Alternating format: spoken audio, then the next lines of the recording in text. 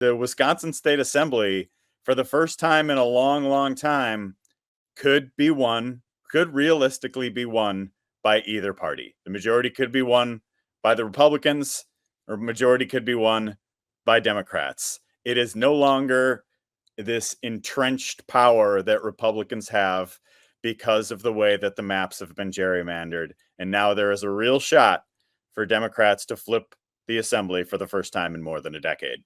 I don't even know how that feels. I'm afraid to even feel hopeful about that.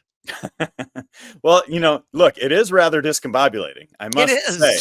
Even It is. to just look at this and think, wait, Democrats can win the majority in the state of Wisconsin, in the state legislature.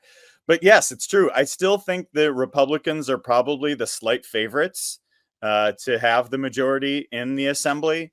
They have a little bit closer of a path to that 50-seat threshold, but it's going to be determined by toss-up seats and closely competitive districts instead of just the maps, instead of the way that the lines are drawn across the state. So we have, in the state Senate, I keyed in on 3 toss-up districts, 2 other competitive districts that's kind of going to determine to potentially significantly reshape the makeup of the state Senate. The majority is not going to be in play there until 2026, realistically, because only half of the state Senate is up every 2 years. Right. But in the state assembly, I think I've identified about 12 seats that could really go either way. 8 in particular that I've put in the toss-up category. And so the majority is going to be determined by those toss-up seats. And I talked to Democratic Minority Leader Greta Neubauer when I was down at the DNC.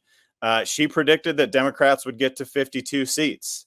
And there are some really compelling candidates and a lot of these close races that could get to that 50-seat threshold for Democrats. And even if they don't, it's going to change the way Wisconsin is governed in profound, profound ways.